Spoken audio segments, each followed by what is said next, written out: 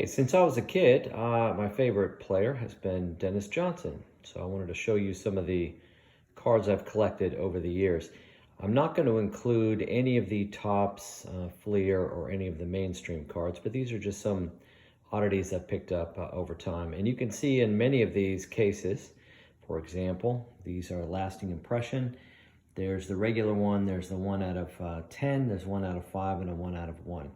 So in a lot of these cases, what I've collected is all 4, 5, up to maybe 30 different versions of a particular card.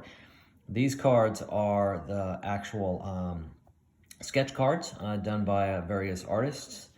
Here's another example of a recent Panini release. I think I have all but one of those. Here's a couple of oddities from China.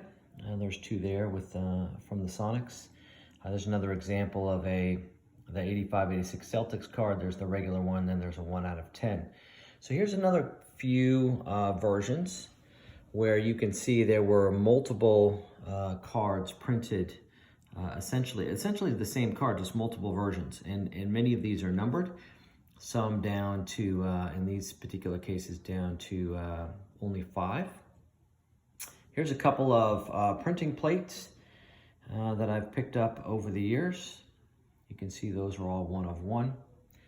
A few autograph cards. These are kind of interesting. They have these flawless, they have these diamonds and rubies or sapphires in them. These 2 are very interesting. Picked these up. Not sure who released these. I got both of these from Hong Kong. Whoops, looks like we got this guy backwards here. But these actually come pretty thick. They actually come with 1 ounce of Troy silver in them. Here's a few more oddities. There's one of Dennis Johnson after his career where he was coaching the Austin Toros in the I think the ABL, right? The minor league program. A few more autograph cards. This one's one of my favorites. Comes from Flawless. Dennis Johnson, of course, when he's with the Supersonics, and that is a number 2 of 5 there.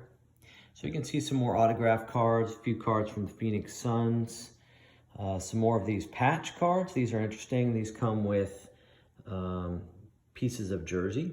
And again, those are numerically numbered. I tried to collect pretty much all of the ones that existed each year. Again, some more of those, a bunch of those jersey cards.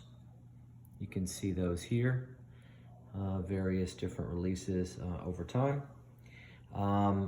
Some more jersey cards, quite a few of those. Again, all different versions. Star actually put out, so Star was a set of cards in the mid-'80s, back when Topps and Fleer were actually not producing cards.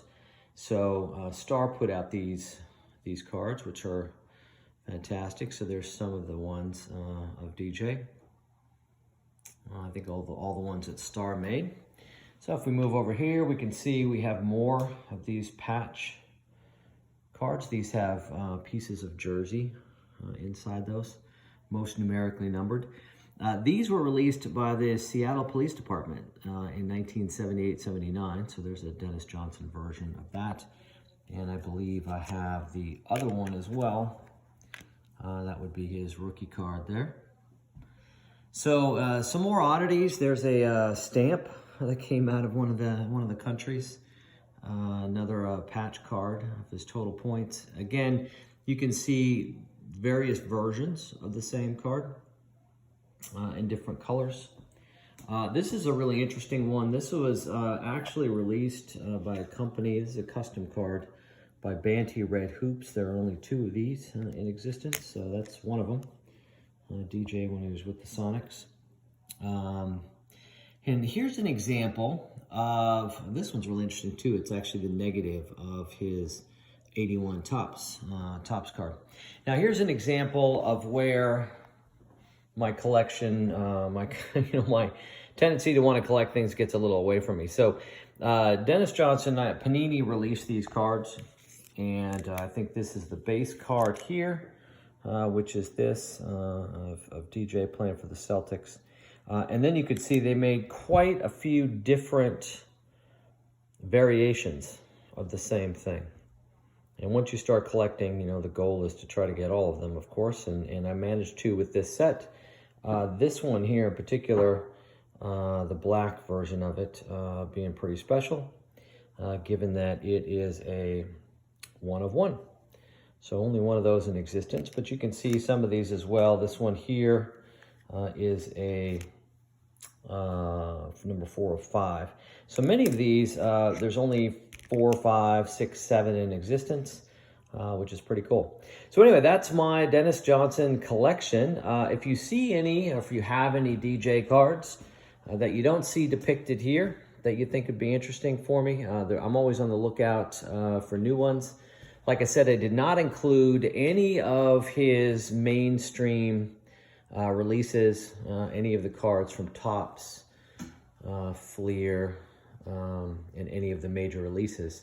These are all just other specialty cards that I picked up over the years. So anyway, I hope you enjoy that. Huge fan of DJ, back from when he was with the Sonics and I was a kid, and actually used to meet him after games in 1978, 79. So I hope you enjoy that.